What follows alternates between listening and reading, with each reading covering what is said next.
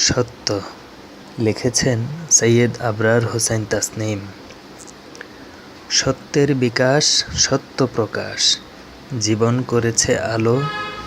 এই পৃথিবীর প্রতিটি কোণে সত্য প্রদীপ জ্বালো।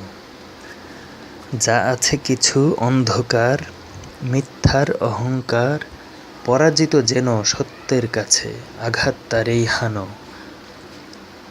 সত্যকে যে করেছে আপন, মিথ্যার মনে ধরায় কাঁপন।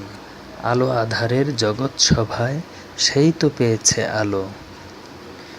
প্রতিটি মানুষ যারা সমহান, মানবের তরে আছে কিছু দান।